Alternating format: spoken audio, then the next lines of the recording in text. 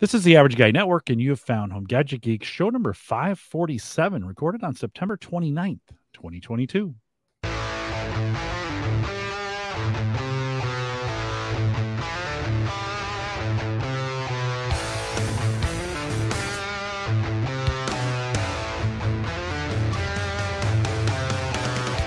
Here on Home Gadget Geeks, we cover all the favorite tech gadgets that find their way into your home. News, reviews, product updates, and conversation, all for the average tech guy. I'm your host, Jim Collison, broadcasting live from the AverageGuy.tv studios here in beautiful Bellevue, Nebraska. Ryan, down in Kansas, you're enjoying some beautiful weather. Bob, you have it all the time, so you can't even talk, but nice to be into fall, right? Yeah, I was sitting at my son's soccer practice earlier tonight, and I actually got a little chilly in shorts and t-shirt, and it was 80 degrees out, but there's a little breeze, and it just, I was like, all right, fall is, I could feel it. We're good to go. It's a good hoodie and shorts is what I'm in. That's I love that. The Midwest fall, attire. And Bob, the weather's still holding out for you in California? Are you still? Yeah. I mean, it's not. Okay? I don't think. Maybe in December I'll put on a pair of joggers or something, but it's just shorts and t-shirt here. It's great all the time. Yeah. It is good. You pay in other ways, though. Yeah, literally. Oh, yeah. Yeah, you desperately pay in other ways. Well, Bob and Ryan from thinkcomputers.org are here. We'll have a chat here in just a second. Before we do, big thanks to Gavin Campbell, who came on and joined me 2 weeks ago. If you're keeping up with things, we were off last week, but big thanks to Gavin for coming on and holding the fort down. Lots of home automation conversation. Then Bob, who's out in chat today, joined us on Patreon. And if you want to support the show, if you want to give back to it for what we do, and you'll hear why, because I'm getting ready to buy a bunch of equipment here over the next couple weeks.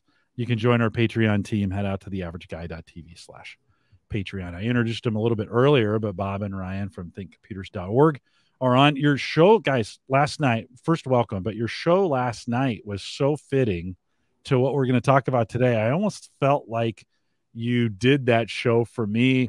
You had a case. You talked about some memory. You had an SSD. You there's a bunch of other GPU stuff. It's almost like you did that for me. I'm sure you didn't. But how are things, Bob? How are things going over there? It's good. It's getting into the busy season for reviews and for as we'll talk about product launches. So most of the big hardware companies will release products right around now for holiday season. So, I mean, just right now, we're getting new CPUs from both AMD and Intel, new graphics cards from NVIDIA. Intel just launched their first ever graphics card as well, or not first ever, but first of the newer generation. Yeah. And then we have AMD coming out with graphics cards very soon as well. So there's just a lot of stuff going on. And then all the other companies, we like you said, we have new cases, we have new memory, we have new SSDs. Like, it's just launch season. So lots of really cool PC hardware coming out. Yeah. And then from a pricing perspective, you guys keep track of it. I mean, I haven't bought anything in a couple of years just because things got nuts. And I don't really buy that often. I mean, I think I bought the Mac last year, so I have a Mac M1 when it first came out. But the computers behind it, I mean, I've got some Windows PCs that have been running for 7, 8, 9 years, and they're still doing their job for what I need them to do, right? Not top of the line. I'm not gaming on them. We're not doing VR, which we're going to talk a little bit about tonight. But they're still kind of making it for me. So I haven't bought anything recently. As you guys, Ryan, as we were talking, or as you guys were talking last night, it seems like prices are coming back in line. Are you seeing that? Are you seeing that as well? Yeah, I mean, for the last 2.5 years, we've had supply chain issues, right? And crypto's played into it as well. There's a lot of factors that have kind of come together all around summer, end of summer, to start reducing prices on a lot of hardware, especially in the GPU market.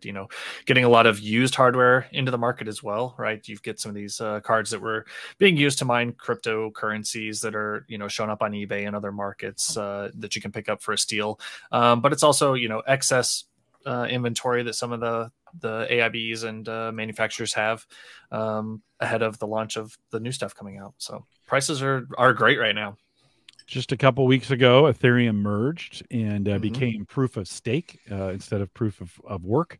And that, I am sure, we'll talk about this here towards the end, because we're going to talk about GPUs towards the end of the show. I am sure that's flooding the market. And so I'm going to ask you guys, Should I go after a used card or should I buy new? We'll talk about that here at the end of the show. Okay, so here's the premise. My son has really gotten into VR, and he's DJing on VR. He's doing he's got the whole thing going on, the whole suit, everything that's available today. He's got.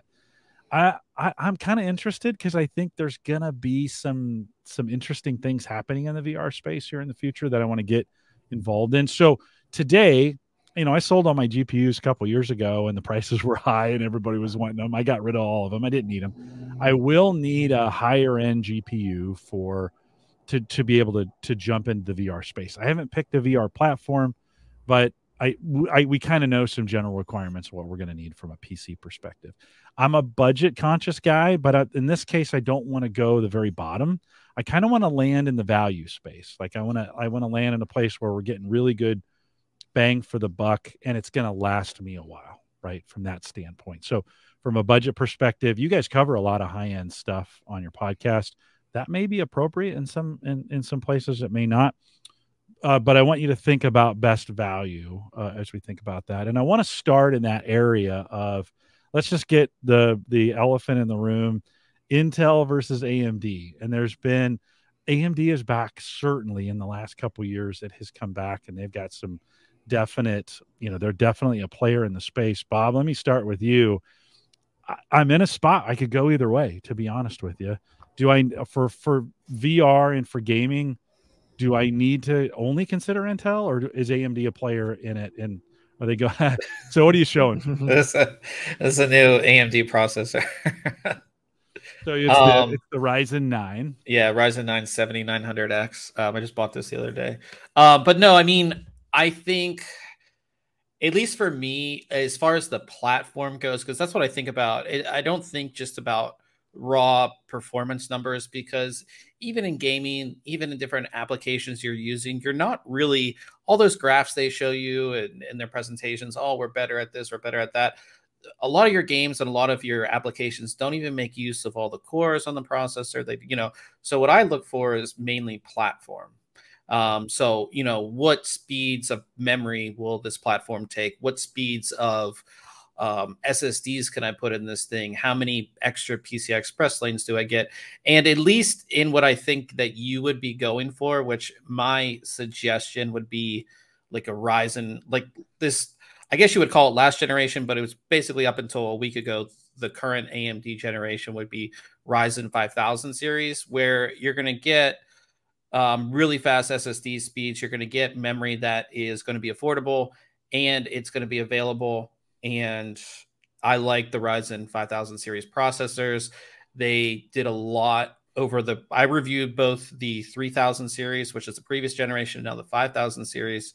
And they did a lot just over the 3000 series. So I think that whole ecosystem is really where I think you would land if you want to do VR and, just have a good overall PC for VR that would, last you a long time and be able to do everything that you wanted it to do. Intel is still good. I don't think it's a bad platform, but for me, the processors always run hotter for the most part. And they just don't bring as much value, at least, like I said, in this, this current generation, they haven't brought enough value for me to really say to a friend or a colleague to be like, hey, you should really get Intel over AMD. Okay, Ryan, you're the cooling guy over on the podcast there Yeah. at computers.org. Yeah. You always thought, do I need, if say I take Bob's suggestion, I go with the Ryzen 5000, am I going to need to do some active cooling on that with what I'm doing? Or can I just go with the stock fan that they give me? You can certainly go with a stock fan depending on the unit, right? Some AMD chips will come with a better cooler than others, right? And anything that comes with the CPU itself is going to be compatible with it and keep you within spec, as far as your temperature maximums, things like that, until you start getting into any overclocking. But I don't think in your case, overclocking is going to come into play, right? You just want it to put it in, buy it, put it in, and have it run. So you'd be good to go. Now, that being said, you could definitely buy an upgraded cooler to get a little more performance, some of those boost speeds on the CPU, a lot of times will be dependent upon how much cooling you can provide. So if you can get a little cooler, provide a little excess headroom for that, you can get a little quicker speeds, when it needs to burst at certain times. So I think that definitely plays into it. And Bob mentioned, the value a little bit there. And I think Intel's made it a little harder to determine their value with some of their new chip designs with their efficient cores versus their performance cores.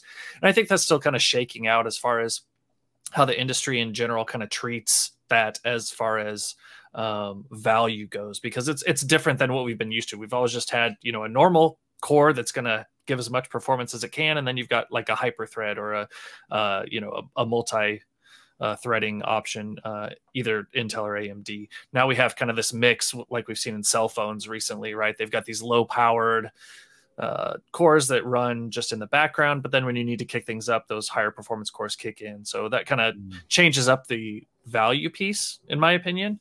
But I agree with Bob. I think you're good on either platform, and then taking into consideration how much you want to spend on those faster, Gen 4 drives on SSD, and whether you want to be on the DDR4, DDR5 memory platform, things like that. If I go AMD, can I? And I'm assuming DDR5 is the fastest memory that's available to me from a consumer standpoint today. Can I do that? And can I max that thing out at 64 gig of RAM?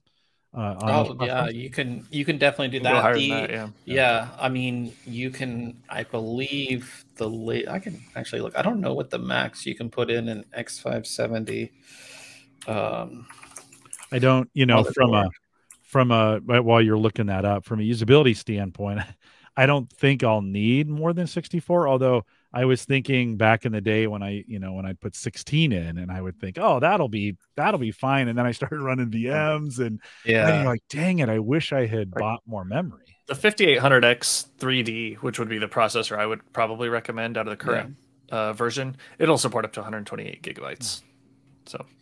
Yeah, I think that's the most on a consumer platform. I just want to double check because I wasn't sure, but yeah. Well, Bob's looking that up. Ryan, if I were to get a basic cooler, I don't like you guys were talking about bending tubes. Liquid cooling. Okay, what's for if I were to go this route, what's the most efficient average guy cooler that's just above a stock fan, if I want to add a little bit of cooler? You guys were looking at that half case last night. That thing's got to be freaking gigantic. It's enormous. Right? But you can see it behind Bob right there under his table. Yeah, looks like it's halfway holding it up. Yeah. So I don't need that big. We'll talk about cases a little bit later. But Ryan, what would be a good kind of average guy cooling solution? I think some of the Noctua coolers that are available, the NH 15. Is pretty nice, but I wouldn't also shy away from an all-in-one liquid cooler, right? 240 or 360 millimeter all-in-one. The installation process really isn't that more complex by any means than a standard air cooler, tower cooler. It's going to take you a little longer just because there's more screws and things to put onto it. But as far as the difficulty between the two, it's not any more difficult, just takes a little more time, and you'll get a little more headroom, in my opinion, on that cooling. And might be fun to set up too. I mean, I'm doing some of this for the setup. I don't, it's been a while since I've put a system together, and so it'll be kind of fun to pull this off. Bob, from a memory standpoint, is 64 the right place to land today I would think so. Yeah, I mean, I think that would put you in a good spot if you're going to be doing VR stuff, and then it's just going to be, future forward, right?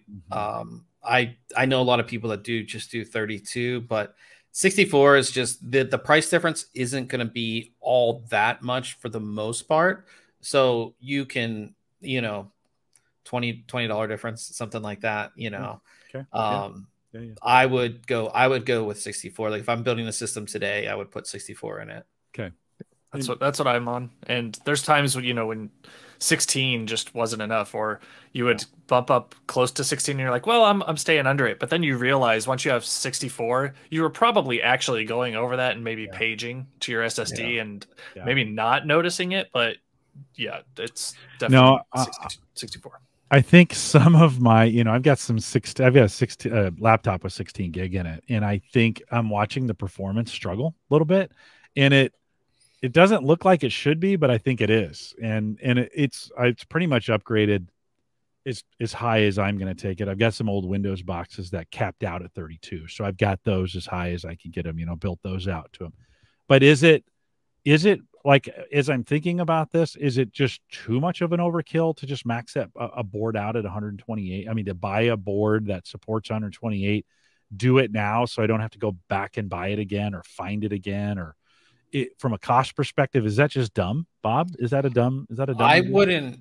I mean, we say this now. We say, "Oh, you'll never use 64," and then 5 years. See, I'm not. I mean, your use case is obviously a lot different. Like, you're somebody who's going to use the system for a considerable amount of time, where I'm upgrading systems, every year, every couple of years.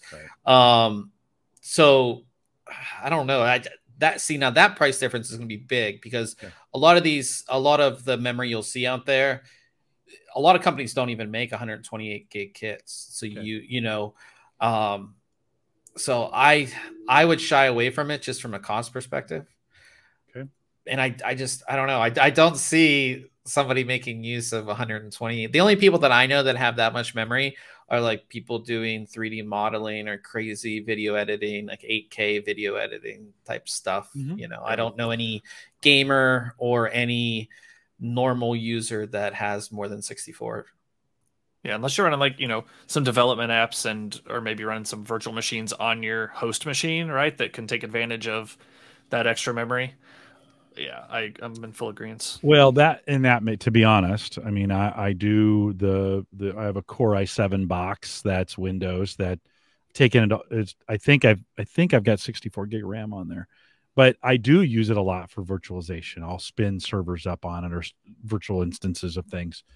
So it is handy to have that overhead and to be able to give it. Now I used to spin up a Windows instance, I give it 4 gig of RAM and we'd be fine. Well, now I've got to give those things like 8 minimum, 16 if I actually want them to perform. Well, now if it's a 32 gig box, half the memory is being taken up by one VM. Yep. So that's the only reason I ask. And it's just, so as I'm thinking about boards, so if I'm thinking about an AMD board, I'm thinking about 64, but maybe allowing in the future for 128. If I'm thinking about the highest gen, so we're from a hard drive situation, are we Gen 4? Is that or what are we talking about on, if I was going to put an SSD in there, what do I want from a hard drive perspective?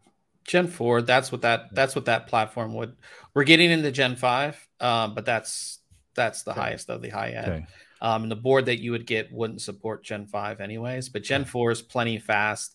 An average drive would be around 5,000 megabytes a second read and write, or 5 gigabytes a second read and write. And then the newer Gen 4 drives that we're seeing come out, they're around 7,500 megabytes a second, or 7.5 gigabytes per second transfer speed. So you'll be set for pretty much anything that you do. I mean, that's really fast. I always say I want the fastest thing available. That's just me. But I mean, Gen 4 is super, super fast. And what's great about it is that, they're on the board itself. So you don't have to take any, room in the case for like a 2.5 inch SSD or a larger hard drive. It just doesn't take up any space. Right. Going to talk about case in a second. I want to come back to the board though. So Bob, from a board perspective, if I'm heading AMD, if I'm going to do a Ryzen 5000 series, if we're thinking at least 64 gig of RAM, DDR4, sorry. Yeah. Because DDR4 is the fastest I can go with the Ryzen 5000. Is that right? Yes. Okay. So, with that in mind, what kind of boards then? What should I lean towards, or what should I look for in a board? It all depends, kind of what you're doing. Are you going to populate all the M.2 slots? Are you not? because you can get, so the two main chipsets are the X570 and then the B550, right? Yeah. B550. And the main difference between those two is that the X570 gives you Gen 4 across all of your M.2 slots, whereas the B550 does not. And you only have the top slot. But if you're only going to run one hard drive, so you buy like a 2 terabyte Gen 4 drive, put it in the top slot, you're good. You know, well, back in the old days, a couple years ago, we'd always you'd make your OS drive as fast as possible, and then you'd put some big gigantic spinners in there to do all the data. Well, costs have gotten so ridiculous at this point. Are we back to a point where I just buy a single 2 terabyte? That for me on a box like that, if I want other storage, I'm going to push it off to a NAS or somewhere else on the network. Are we back to where I just buy a single 2 terabyte drive and call it good? Yeah, and like, I mean, the speed is fast enough, right? So your Windows installation isn't going to be bogging down your Gen 4 NVMe SSD. It's just not. And again, you get a 2 terabyte. Maybe you partition 500 of it for Windows, and then the other for your games or however, just for organizational things like that. But yeah, I mean, you can pretty much get away with it just a single, if you're not going to be pushing more than a terabyte of data on there and all your other stuff's going to be on a NAS or somewhere else, then you're pretty much good to go. Bob says the bottleneck may likely be the GPU. We'll talk about that here towards the end of the program because I'm going to spend some extended time talking about that. Ryan, would you add anything else from a board consideration standpoint?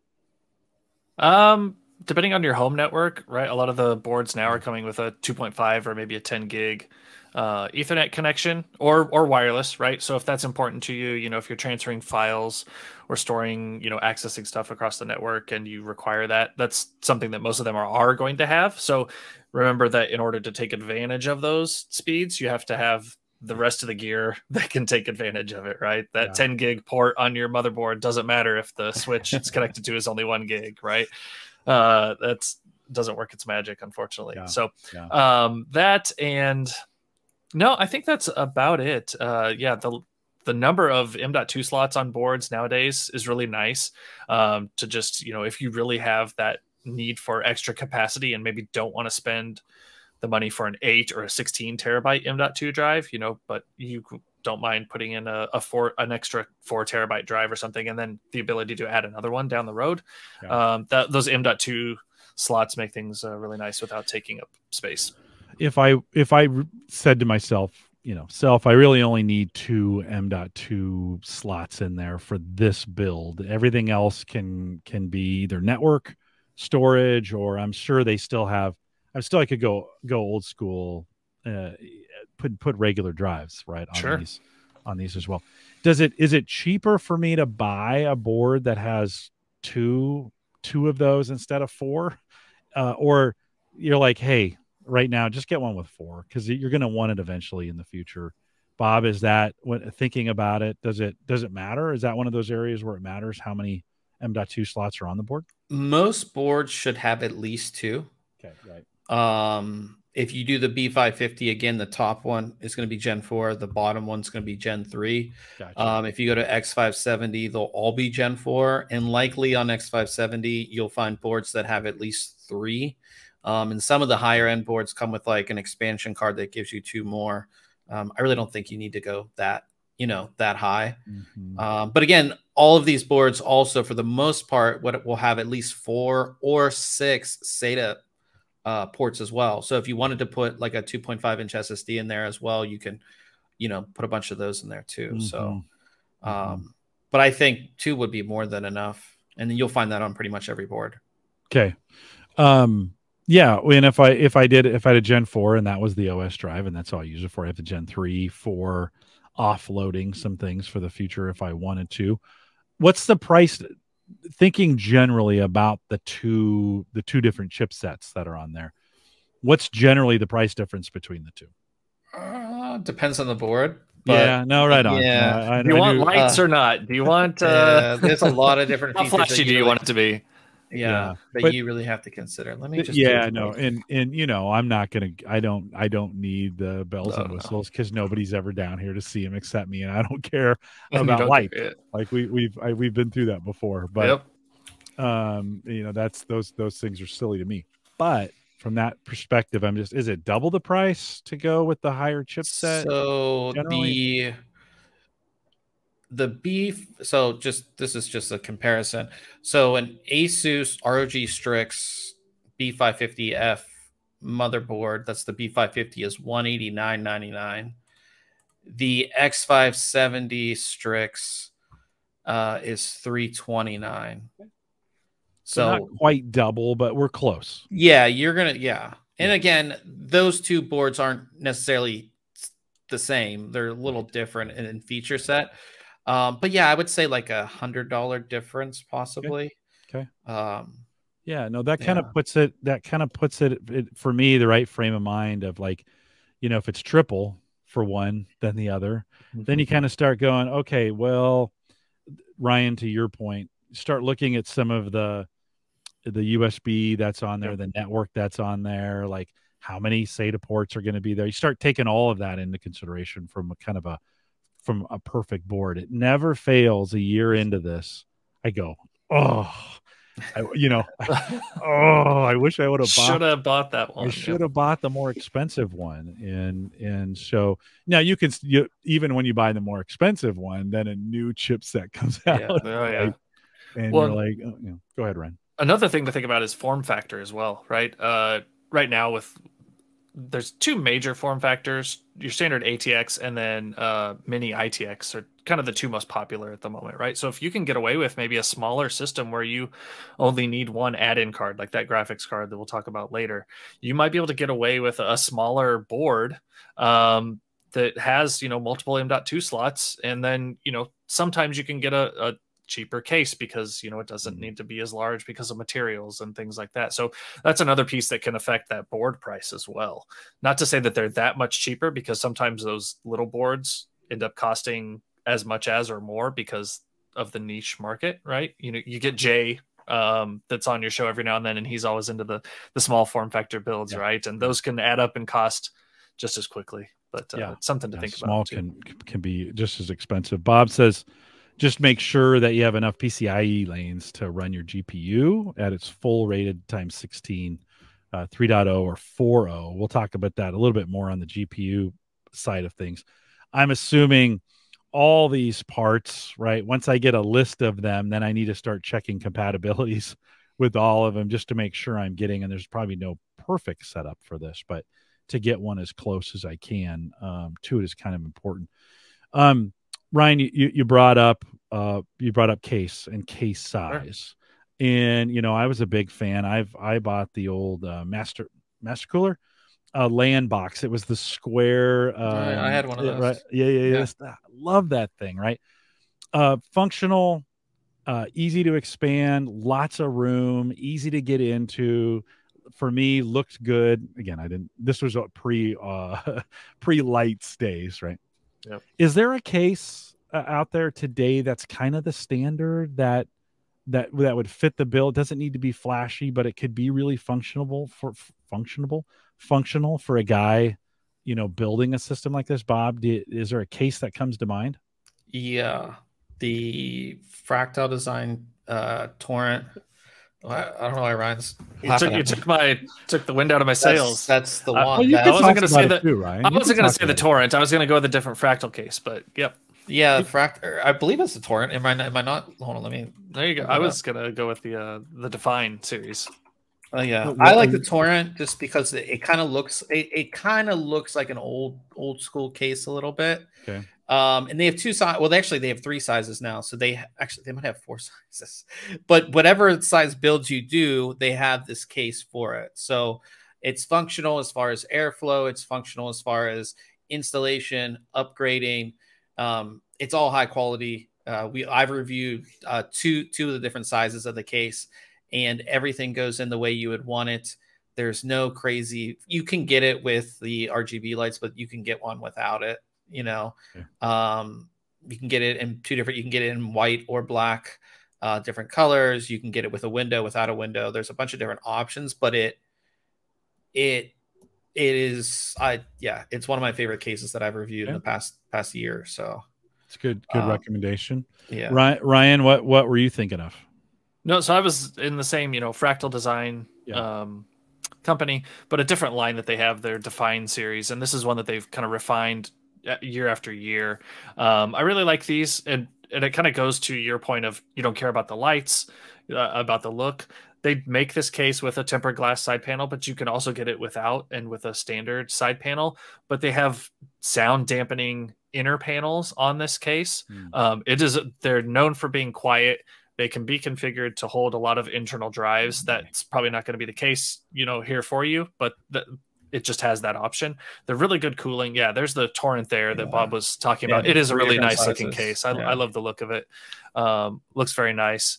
And then they also offer the Define, and it's just kind of a, has a, is that you running it, Bob? Yeah, that's me running. Yeah. All right, cool. Yeah, the Define series, right? They're on the Define 7 now, and it also comes in multiple sizes, with just kind of a brushed aluminum front, but you can also get it with a, solid side panel, which is nice. So I have the Define R5, and it's one of my favorite cases still, and we're 2 series behind, but it's just that, I don't want to call it industrial, but a muted, professional looking, functional, high quality case. Yeah, we'll do what you needed to do. We'll absolutely. Yeah, we'll look. It's a joy to they're a joy to build in too. They're really easy to build in. They think about the build process and, oh wow, this was really easy to take the side panel off, or this portion was removable and made things easier to install my GPU or power supply, whatever the case may be. They've done a lot of that work to make it easier. Yeah, they're nice cases. What's the price range on what should I spend on a case, Bob? It depends on the size of build that you're doing, I would say. Okay. I would say for a good quality case, what do you say? We're like 150, Ryan, would be like a good standard starting spot. Yep. Yeah. Well, they really haven't changed that much. I mean, I think I spent $100 on the Cooler Master one that I have. I think that's the brand on that. Yeah. And cases have always, the cheaper ones were 75, the more expensive ones were 300. It seems like maybe cases have not gotten bitten too bad by the inflation bug. Yeah, they're pretty affordable. I think compared to the case that you previously used, we have a lot more higher quality materials. Like these cases that we were talking about, they have like a nice tempered glass, side panel on them. And then compared to the Cooler Master case specifically, a lot of the internal components are going to be metal, as opposed to like the hard drive trays. Like, I believe they're plastic on that. They are plastic. So there's a lot more metal. And just like Ryan said, everything is a lot more thought out, and fans are better as well, right? The included fans that we're getting nowadays are much better than what we used to get 5 and 10 years ago. Again, a lot of them are going to have that ARGB lighting, but you're also going to get a lot of times a fan controller, or at least a fan hub in there to help you distribute that fan load and keep things in sync. Yeah, I saw that on your show last night. You were at the case you were featuring had a hub controller, and it has an app associated with it, right? Is that getting pretty common that like now the case has an app that goes to it, so I can control everything through the app? Is that getting pretty common? On the higher end cases, yeah, you'll see that a lot. And then as you go down as far as in price, maybe you'll get a hub, and that hub just connects to your motherboard. But yeah, in the higher end cases, you'll see them come with both a fan hub and like a lighting hub for the lights that are on the fans, or any lighting accessories that come with the case or that you want to add to the case. Yeah. Last night, you guys were talking a little bit just briefly about power supplies, and I bought. I'm assuming I'm going to need a new one, but a couple years ago, 3-4 years ago, I bought a backup power supply. It was on EVGA, right? Yep. Did you get that right? Okay. It was easy to say before the show, but for some reason I can't say it on the microphone. It's 750 watts. Because I bought it as a backup, that meant none of my power supplies ever failed, right? That guarantees, works. Right? It guarantees nothing will ever go wrong. Do I, in this case, and it's modular, and it's got everything. I think everything it needs, but is 750 too small for what we're running today and for the future GPU conversation that's coming up here in a little bit? Do I have to reconsider that power supply? For future GPU considerations, definitely. For future GPUs considerations, yes. Yeah. It all depends on what you're going to be running, specifically mainly CPU and GPU.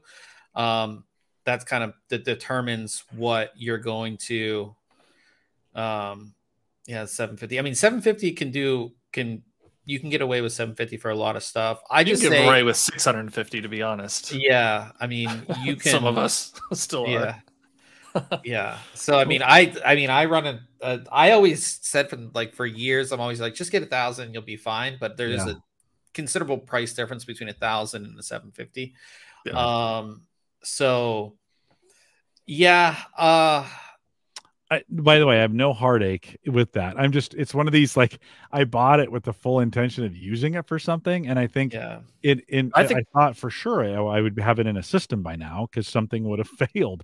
But I think you guys said this last night, power supplies just aren't failing like they used to. I think unless you buy some no-name one. Yeah. On Amazon. Yeah. No, everything I've got has been super great. I don't know. Ryan, did you want to add to that?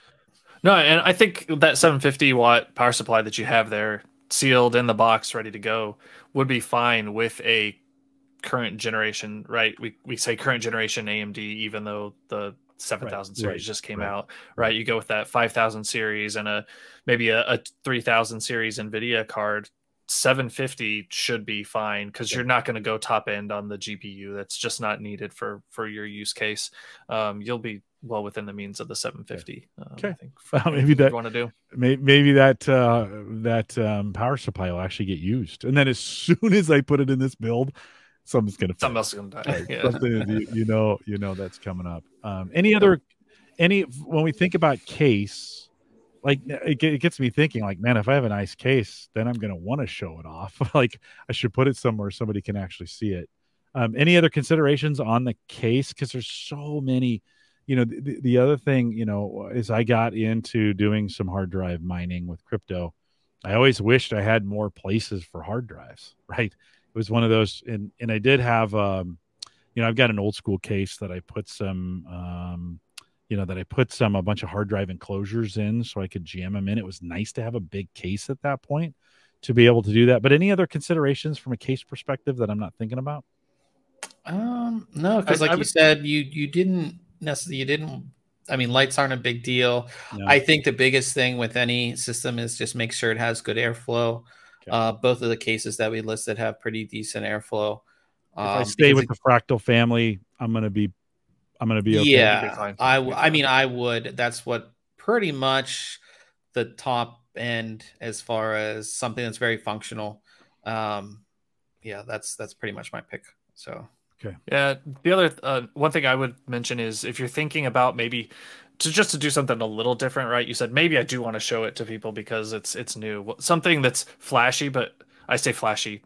To most people is maybe a vertical GPU mount. So if you ever think of putting the GPU in there, so it's sitting vertically parallel to your motherboard, that's not the standard connection. Make sure that a case supports the number of slots that your GPU has, right? You'd hate to get a 3-slot GPU and try and put it in a case that only supports 2 slots vertically. And then you're like, well, I guess I'm not going to put it in there vertically and just run it normally. Yeah. And make sure that it's long enough, right?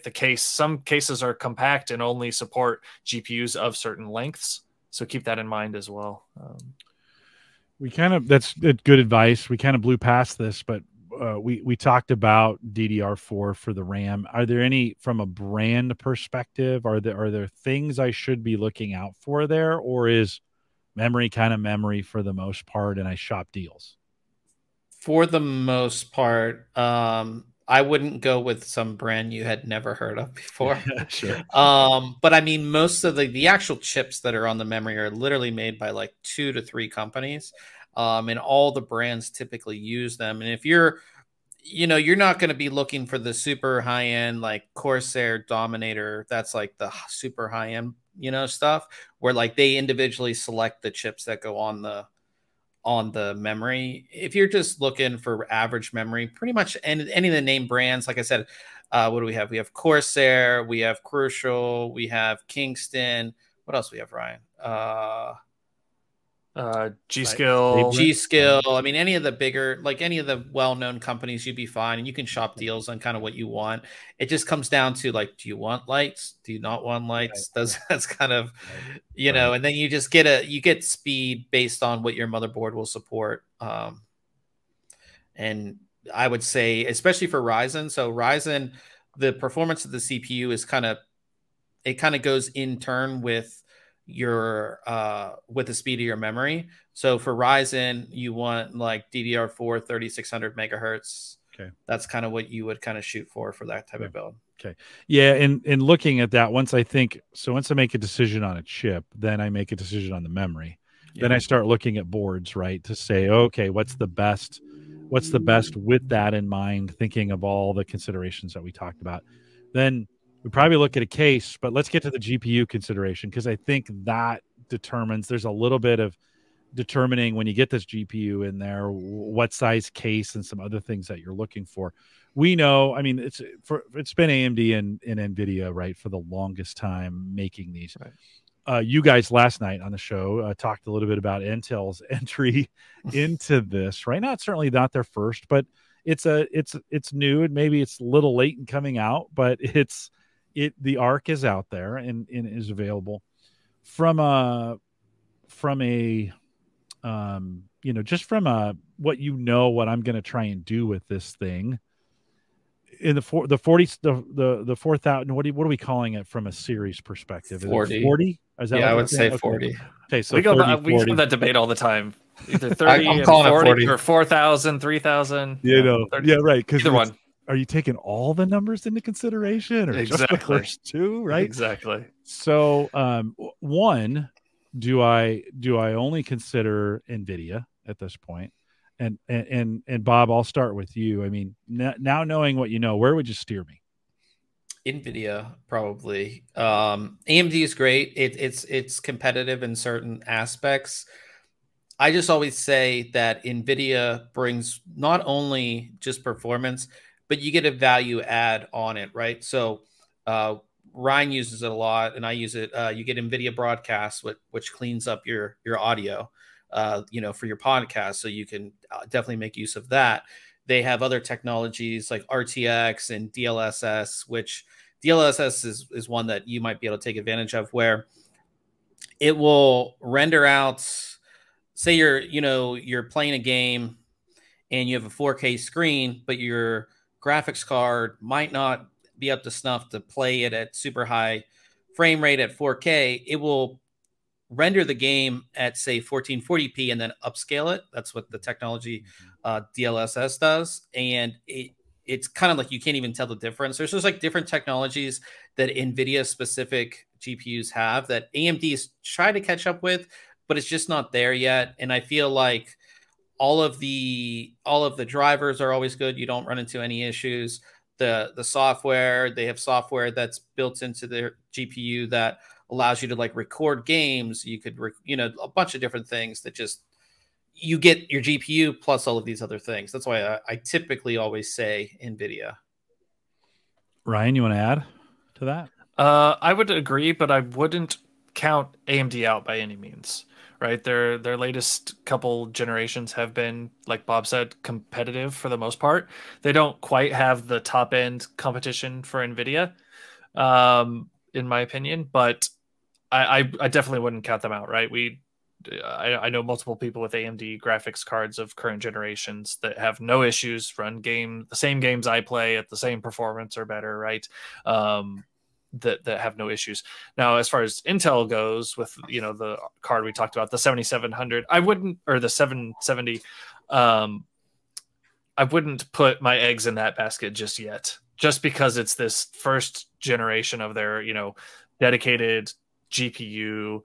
I would let that simmer, and let's see what generation 2 looks like. See how 1 goes and what performance and and stability and driver improvements they can make to that before I would step over to Intel. I think it's going to be interesting to see just exactly how they do. But I think you would be good with either a current generation AMD or NVIDIA graphics card, and then then I'm going to price point and things like that. So Bob, what's the right price point for me then? And certainly, like, I'm really glad I waited, because we were having this conversation a year ago, like it was ridiculous, right? And we pulled back a little bit. But if I'm in a 30 series, I'm assuming I'm probably okay in a 30 series right now, or do I need to be waiting for the 40 series? I would say, again, whatever you're going to be running VR, whatever specifications the headset that you're going to use, and I'm not 100% up to date on those, but I mean, you can get right now a 3080 Ti for, and I feel like that's going to last you a very long time with your use case. All of them are great. You can get any from any one of the manufacturers. You can pick one up. You can pick them up at really great prices. New, used, it's kind of a, if the card was used for mining, I don't know if I would go that route. But I mean, you can find them very affordable, especially compared to what we were talking about a year ago. I mean, I can look.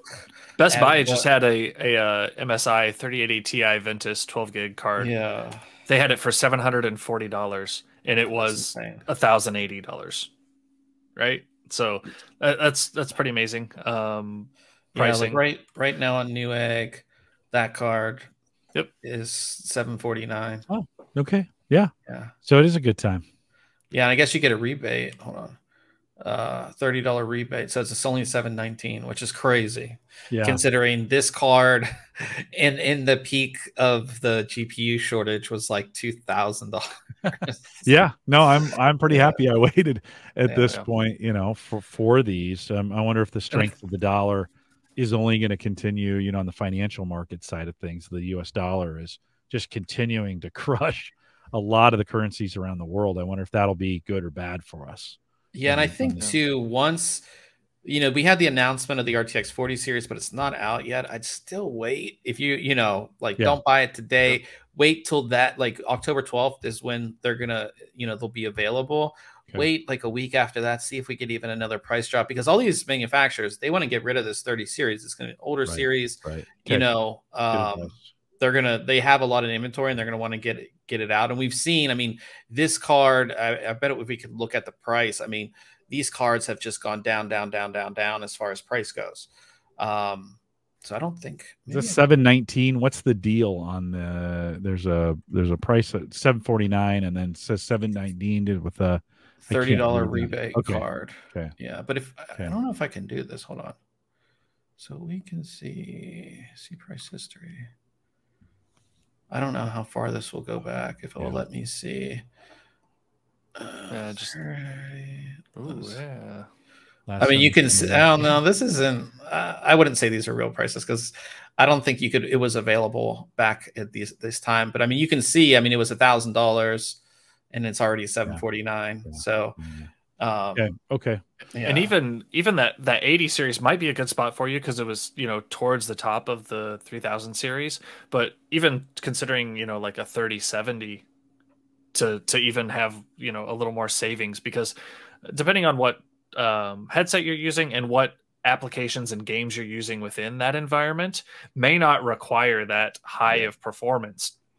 I have the HTC Vive, which is one of the original headsets, and I was running that on a GTX 970, which is only a 4 gigabyte card, and I was having no issues. It was running all my games at the full 90 frames per second that the headset supports, with no issues, and that's a multiple generations old card. So I'm sure there's been improvements to games and the headsets, right? Mine's the early generation, not as high resolution and frame rate or refresh rate on the displays inside the headset, but just something to keep in mind. You don't have to necessarily go with the highest end as well. Yeah. Well, my son, who's doing this, and this is kind of the reason I kind of want to see what he's doing in there and enjoy it with him.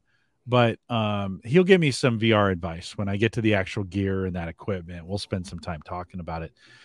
What's the right memory amount on those cards then? Because I know that varies as well, how much memory comes with the card. If I went with a 3080 Ti, what's the right memory amount for that? Or is there only one for that? I believe there's two different, or what is it, 12 and 12 and 10. The original was 10, and then they upgraded to 12. Okay. 12. Okay. Yeah. 12 should be plenty for you for that. Okay. 10 and 12 should be. And is it one of those cases you just buy the max in the moment? I mean, the specific the 3080 Ti will only come with 12. Okay. So that's your limits. You gotta buy it. I would say if you are looking at different cards, again, it depends on your headset, but I would say at minimum you would want 8 at minimum. And then again, all the cards typically are at least 8, 10, 12, some are 16, some 24. Of the AMD ones are 16. Yeah. So one thing to keep in mind as well, and we talked about this last night on our show with the 40 series, the 4080, they have a 12 gig and a 16 gig card. And from the outside, you think maybe it's just capacity amounts, right? This card has the 12 and this has the 16, and you make your purchasing decision based off of that. Well, we've come to find out that they are actually using a different die between those cards with different amounts of compute cores and memory amounts and speeds and things like that actually will affect it more than just those memory amounts. So that's also something to keep an eye out on. You think you're getting the same performance because they're both 4080s and the only difference is going to be that memory amount. Look into those full specifications. And you guys talked about this last night, but there's going to be an additional power requirement for them as well. Teach me a little bit about that. Like, so now if I did wait for 40 series and I did buy it, that the power supply I have definitely out. Is that right? Yeah. One, the 40 series is going to take a lot more power. Two, all the 40 series cards come with a new power connection. And they're all going to come with an adapter, which we showed on our show last night. I know that people say it's safe, and it just doesn't seem like you're pulling 4 high-end power connections into a single connection. I don't know. And then there are new power supplies that come with a new connection, which I would highly recommend, but those are quite expensive because it is brand new tech. And I think a lot of those start out at 1,000 watts anyways. So yeah, I mean, that's the kind of the new thing. And like I said, those new cards they're going to use a lot more power than the 30 series. So yeah, something to think about. All right. Bunch of questions coming in the chat room. Let's cover these. So Brian asks, with these custom build units, have you found that the components last as long as you find them useful, or do you tend to upgrade when they're worn out? Or Bob, in your case, because of what you do for the podcast, like you're constantly upgrading, right? Yeah, I'm constantly upgrading. My use case is not anybody else's. Yeah. It is some. Yeah. There are folks who always want to stay. I mean, that's one philosophy of technology is every couple years you're replacing something to kind of keep everything up to date, so you don't have one big, like, I'm gonna have a pretty big bill when I go to buy this thing, right? It's gonna be a pretty big bill right out the gate. Or I could kind of, as I go along, I don't know, Ryan, where do you fit into this I'm not as aggressive on my upgrade scale as Bob is, right? My system is going on, I think it's actually going on 3 years now. I'm on the 3000 series Ryzen and a 2070 GPU, right? So I'm a few behind. My previous system was an 1800X AMD CPU, and I have an AMD GPU on it, and that's the system I use for a lot of my cooler reviews. But my main system, I'm kind of at a weird spot where I went with the hard tubing and liquid cooled build. Well, that means that my GPU has a dedicated water block and cooling solution for it. So for me to upgrade components has a little more cost to it, where yes, I've got to buy a new GPU, but I've also got to buy the water block now that goes along with it, and redo the tubing in there and all of that. So I've got some of those factors that play into my upgrade path. But I do think that you can I think components last just as long in a custom build as they would in, you know, something you're going to get from Dell or HP, even one of their gaming brands, whether it's Alienware, Omen, any of those. As far as quality and length of use, you're not going to find a difference. Well, and I have found, you know, so like I own some Dell, you know, some Dell components that are form factored, right? They're not as easily upgradable because they were built for a specific purpose. And I've upgraded some of those. They've been just fine. I've got custom builds that I've run out of a life cycle on them where I want to put more memory. Nope, that board only supported 16 or that board only supported 32 for what it was. And you can't physically upgrade them, right? I think of the three of us, you know, and we've talked about this before, I run these things till they're dust. So I try to build them as robust as I can with the money that I have. And then I try to run them just as long as I possibly can until they kind of run out of all their value. And then I take them to Best Buy and recycle them. You know, it's kind of that's kind of my philosophy. So I don't think there's a right one. I think it's the one that you're most comfortable in doing. Absolutely. Right. I'm with it. So, Bust Out, by the way, Bust Out, welcome. He tries to make the live show and he finally made it. So appreciate you coming out. He says no plans of upgrading the CPU or the monitor. He had talked about a build. This is kind of his current build. So he has a Core i5, 8600, some other specs in there, a 1660 Ti and a 1080p monitor. He says, I have no plans on upgrading the CPU or the monitor. Should I upgrade my GPU or just get an Xbox at this point if you want? And I'm assuming, Bust Out, you're talking about for gaming at this point. So let's broach that question to you guys. If I'm we'll look that up, Bob, while we're doing this, and I'll ask the question. If I'm a computer gamer today and I've missed, because of pricing, I've missed this generation of GPUs, and now I'm starting to eyeball these 40 series or even a 30 series. Is it just cheaper to go with an Xbox? I think they're $400 or $500, right? Yeah, $499 for the Series X that I'm seeing here on Newegg.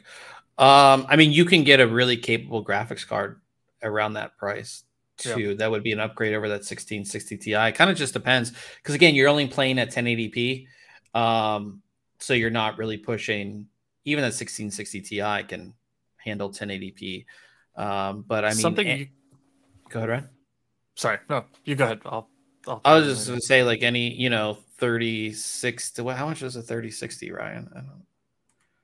I don't. Let me put that filter in real quick here. Like a 3060 Ti, or even just the 3060 is 379. Yeah, and that would be a nice upgrade over the 1660. And you get a lot of those features that I had talked about. And I don't think you'd be bottlenecked too much with that CPU. Yeah, that's the only thing you have to worry about is getting bottlenecked by your CPU. Right? Yeah. But that would be the upgrade path that I would do. I prefer playing on a PC. And again, it's not just a gaming machine, right? Like, yeah, you can maybe do some streaming on your Xbox, but I mean, on your PC, like, I could do video editing. I can obviously do word processing. I can check my emails. It's much more than just like for me, a gaming machine. So if you think about it that way, you know, you're getting kind of like 2 or 3 in one, instead of just, you know, what Xbox is typically just a gaming machine.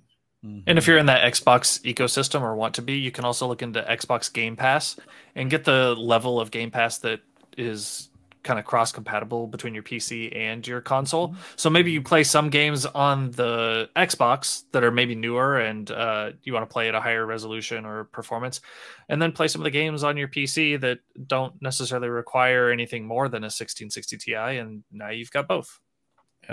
Yeah, it's certainly close. Like, just the fact that we're kind of having to work through prices, it's not a slam dunk decision on this. I think you got to kind of think like, okay, let me think about what I've got. You know, Bust Out. I asked Bust Out in chat what gen that CPU was. You guys know offhand that the 8600K it's just a 8th generation core. Gen. Yeah. So it would be as we think about Windows, right? We're going to Windows 11. It's requiring for the upgrade to Windows 11. It's requiring 8th gen or newer for that. So if that had been a 7th gen or a 6th gen, then you kind of think, well, I'm going to be stuck on it. might be stuck on Windows 10 for a while, and maybe I want to just go with the Xbox. Again, I'm not saying it's the right decision.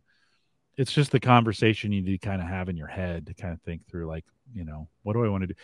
What I hear you guys saying is it's kind of close. Like, yeah. And maybe it comes down to your household, right? Are there other people that might make use of that Xbox, right? If you got kids or a significant other, or, you know, friends coming over that want to play, you know, adding on another controller or something so multiple people can play, maybe it does make sense to go with that console in that case. Brian adds a thought. He says some of the Xbox console games that allow for keyboard and mouse have really blurred that line a bit, right? Thinking about, we're PC gamers oftentimes because of the accuracy that you can get with keyboard and mouse as opposed to a controller. And so that, I think that plays a huge consideration as well. So to come full circle, as we're talking about this and thinking about this GPU, and let me just kind of wrap this discussion on the GPU around this. 3080 Ti, probably it's probably going to be enough for what I'm doing that is a component, right? That, let's say 2 years from now, I want to go to the 40 series, and I could swap out the card and the power supply at that point, and get an upgrade. Probably, right? That would probably, just kind of thinking generally, that would probably be a doable upgrade in a year or two, right? Don't you think? Yeah. I don't think if you would get a 3080 Ti, I don't see that you would need to be upgrading it anytime soon. No, but we say that. We say that. Yeah. Right. I don't see it. That's a very powerful graphics card. So maybe it's the 50 series that comes out 2 years from now. Yeah. Like, gotta have, you know, I have no idea. Do you think, Ryan, is the 3080 Ti where I mean, knowing what I'm going to do with this thing and knowing where I'm going with it, knowing I want to get 3 to 5, maybe 7 years out of that, is that the right card to get, do you think? If that's the amount of time you want to get out of it, yeah, the Ti is probably a good point. You could drop down to just the plain 3080 and maybe shift some of that money over to a larger sized SSD, or maybe making that jump from 64 to 128 gigs on memory, right? That might be the price point difference that makes the determination, because with what you're doing, I don't know that the Ti over the standard 3080 is going to make enough of a difference for you. Okay. That's good advice. So that's something to take into consideration. Bob, you're looking at prices. What's a 3080 Ti? What's the delta on price between those two? Do you know? Let's see. Do you have that? We'll see if I can, as we bring that up. Just kind of wondering, like, what would I save by going to a straight 3080 on this? And I'm fine with it. I don't have to have a Ti. That seemed like a good call at this point, especially as we're looking at sales, you know. So this is the 38. I'm trying to find two of the same. Yeah. Or we can get close with it. It doesn't have to be exactly. Tough gaming. Hold on. Okay, I'm trying to find two of that. Yeah, we'll let you. The same. Yeah. No worries. Just riveting audio as we try to find. I know, right? We'll let you kind of think through that. Ryan, so let me ask you. We've talked about all this. If you were going to do this build, like, and maybe it lands with what we talked about, but you're doing this right now, thinking about what we've talked about. Just give me an idea, kind of where you think you would land on this from a build perspective. I think the 7000 series, our latest AMD processors that have come out, they're amazing. But we've seen a shift in price of the motherboards for those that just kind of puts them a little more than a lot of people were expecting to or wanting to pay for those. So I think going with the previous generation, which, like we said it all along, has been the current generation until the last couple days. So I think being somewhere on maybe the 5800 X 3D, which gets you some extra video graphics processing with that CPU, right? It coincides with the GPU and gets you higher performance. I think being at that level there with an X570 motherboard, 64 gigs of DDR4 with 2 to 4 terabyte M.2 drive of Gen 4 to get the fastest speed that you're going to get there. A nice case and 3080 Ti. I think you'd be set. That's the route that I would take, because if you go to the leading edge current generation, your price is going to be significantly higher just because you're right there on the leading edge, and paying that premium. Bob, say I followed Ryan's advice. Does that get me out of the Think Computers doghouse of always being the guy with the cheap computers? Yeah, I mean, you'd have a better graphics card than Ryan. That is true. So, yeah. So he has a water cooled system. I have an AIO. He has a full liquid cooled system. So we all kind of would have our. I would have the best graphics card. Ryan has the cool water cooling system, and then you're kind of sitting in the middle there. So yeah. What did you find the difference between those two? Yeah. So there's I mean, it is. So these are the exact same cards, same thing. So this is the Zotac card. It is the 3080 Trinity. That's $703 on Amazon, and then the 3080 Ti Trinity is $869. So 180. So that's kind of the difference that you see there. And what don't I for $180 less? What do I lose? I believe this one is So this one's 10 gigabyte. The 3080 is 10 gigabyte of VRAM. The 3080 Ti is 12 gigabyte of VRAM.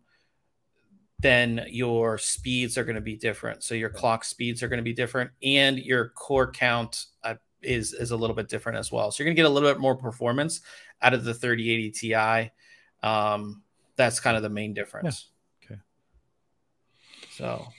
All right. Well, that's actually super helpful. Like this has been the most helpful conversation I've had along these lines, as far as, because you've really helped me kind of narrow down in real time. One, I think I'm coming to this at a really good time. Yeah, so absolutely. I picked a good time to kind of do this. And then two, it's kind of helped me narrow down some decisions. We're going to take this to our Discord group. So we're going to have this conversation inside Discord. I might even jump in your guys' Discord. I'm over there. I kind of lurk, but to continue to flesh out a little bit. So if some of these decisions, you said to me, hey, don't buy the graphics card yet. There may be some fire sales coming up in the next couple weeks. So I think what I'm going to do is build a list and maybe put some prices. Certainly these prices, I don't want to jinx it, but these prices won't go up, right? For the things, unless there's some crazy, supply shortage that we saw. Right. Yeah. Like we had last 4000 series sells out and you can't get them, and people still want to buy something, they will jump on the, they were expecting to pay $800 on the 4000 series. They're going to spend that $800 on the 3000 series. Yeah. So there comes a point where you don't get greedy, but the price is good, and you just pull the trigger because you need the piece of equipment, right? Yeah, absolutely. Yeah. Okay. Well, I think that's, with any other advice that you'd give me, Bob, I'll start with you, from a consideration standpoint that we didn't talk about that I need to consider. No, not really. I would say I'm not a big fan of the stock. Like, if you get a processor that does have a stock cooler, I'm not a fan of them. When your processor boosts, that stock cooler is going to sound like it's a rocket ship taking off. That's the only thing. I think it would be cool for you too. I think to go like an AIO route, all-in-one liquid cooler. I remember when I reviewed my first one, I was like, oh, this is a lot easier than I thought it would be. It's kind of like a learning experience at the same time. So I think that'd be pretty cool for you to do. And it's just, like I said, they are pretty easy to install as well. Okay. Ryan, anything? No, that's what I was going to say. I'd jump in on the all-in-one cooler, right? There's plenty of options out there from multiple manufacturers. Again, going with a brand that you have heard of, from a major name in there will be good. And getting onto that fourth generation SSD makes a difference as well. Okay. Well, I definitely will probably get some advice, Jim at theaverageguy.tv. If you want to, you got something you want me to consider. Anytime we talk about these kinds of components, everybody's got their thing, and I get that. If you're gonna dialogue with us on this, I may listen and I may decide to go a different direction. So don't take it personally from that perspective. Just kind of working through. Also thinking through price. It's been a while since I've been able to put a few dollars this direction with a purpose, and then knowing I can kind of I think one of my goals is to replace a bunch of stuff that I have here onto that system and then retire those things. So to give me an opportunity with that, with some extra headroom, to be able to run some of those things as well, whether it be in a VM or some of those pieces, get it done that way. So I think you guys have been very helpful getting a base. The good news, it's all recorded, so I can go back and listen to it again and say, okay, what did he say on there? I'll start some prices. We'll start a checklist. Bob, over there on your podcast, what's coming up? What, like, if maybe I'm a Home Gadget Geeks listener and I'm not currently listening to your guys' podcast, what should I look for in the next couple months? I just, like I showed you, I have this new Ryzen processor in, which I'm pretty excited to take a look at. So it's Ryzen 7000 series. And with that, I'll be reviewing all the new X670 and X670E motherboards. Like I said, it is launch season, so we have a bunch of products that aren't announced yet that I have that we'll be doing reviews on. I have a ton of stuff here to review as well, and I have actually 3 laptops that I'm reviewing currently as well. More not gaming centric; they're more like everyday use. But because we're getting back to traveling now, I thought I'd take a look at some and kind of see what the kind of new stuff is. So Lenovo sent a bunch of laptops over. So I have 3 that I'm taking a look at. So I'm pretty excited for those as well. Awesome. Ryan, anything on your side? Just working on a video for a keyboard. That's all I've got right now. I've just kind of wrapped things up. I've had a busy fall and just this time. So I was like, Bob, we got to pump the brakes for a minute and let me clear this queue out and let me catch my breath. But I don't know. I'm getting excited for in-person CES coming up in January. So we're already talking that and getting those plans in the works. Yeah, it'll feel different, won't it? Oh yeah, I think so. I'm excited to be back in person. One bit of news which kind of relates to this, of course, you guys have this top of your site. Google announced they're going to shut down Stadia. That's their gaming. Did that surprise any? Bob, did that surprise you at all? I mean, I wrote that article, so I mean, we've heard rumors of Stadia being shut down. It seems like you would think Google, I mean, Google makes a ton of money. It just seems like these companies can't do the game streaming. So basically, for your listeners who don't know, you buy a game and you can put it on Stadia and then it streams to your device. So if I have a phone, this phone's not going to play Cyberpunk 2077, but I can stream it from Stadia to my phone and play the game. And it just seems like these companies just they can't get it to work. Like they're just shutting it down. I don't know. I feel like the market isn't there for it.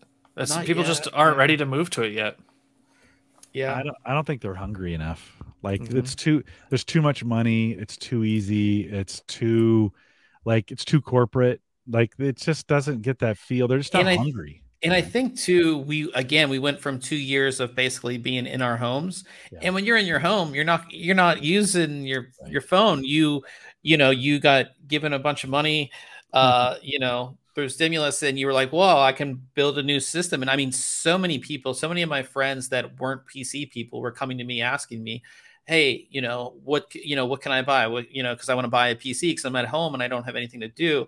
Maybe in a couple years, when we get out of this whole thing where we're used to traveling, we're used to being on the go. Because I would love to be, sitting on the train or bus and be like, oh yeah, I'm playing, this awesome game.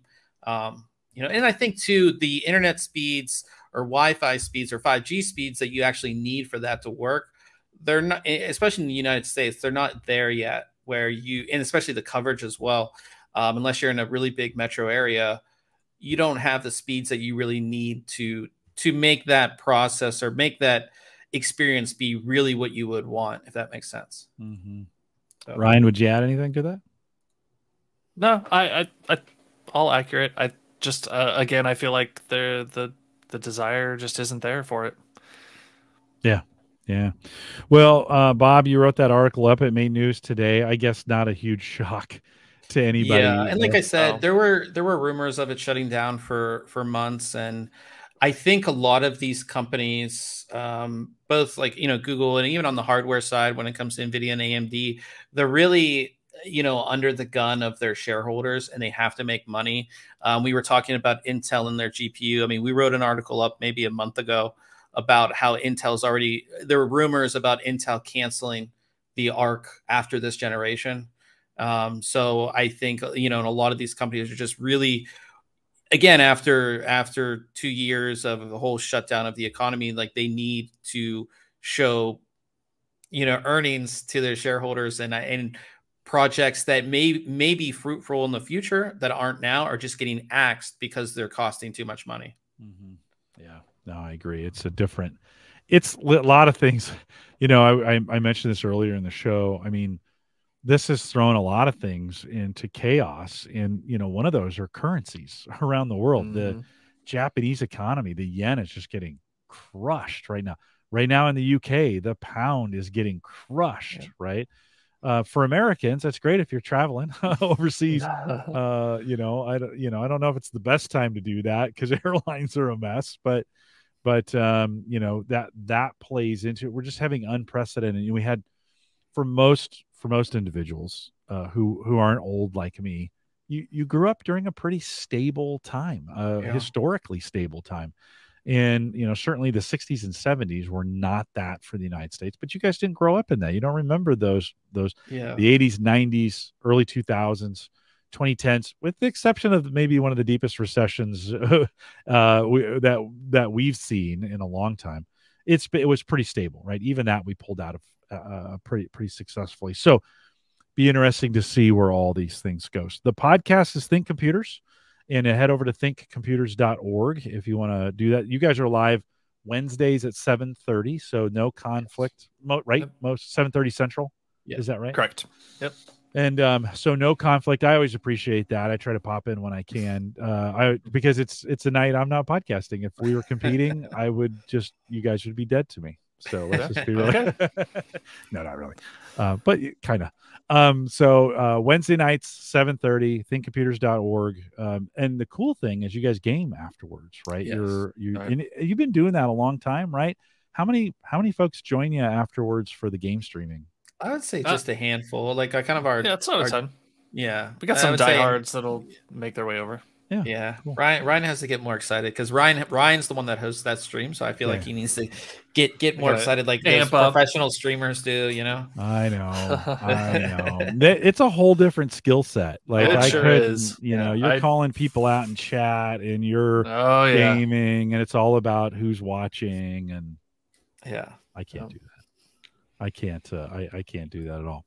Well, guys, thanks for coming out. We'll keep you posted. It sounds like I probably need to be building this over the next 4 to 8 weeks of putting components together. That's good. Yeah, I would say, because there is a limited number of RTX 30 series chips out there. Okay. Companies have a lot right now, but those inventories are going to be, probably by the end of the year, you're not going to see a whole lot left. So I would, before Christmas, maybe in the next 4 weeks. Just thinking between now and Halloween, I should probably pull the trigger. Watch some various brands. Does it matter if I go with one of the name brand MSI or those? Am I okay on the GPU? Yeah, it kind of comes down to preference. You can kind of research their different cooling methods or which one you think looks cooler. But I mean, under the hood, the GPU is pretty much the same.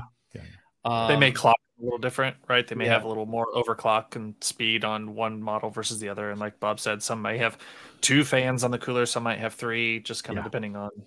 I'm a stock guy. I put it in, I set it, leave it alone. Set it, and I get it. I tweak it till I get it to where I want it to be, and then it stays in that setting for the next 10 years.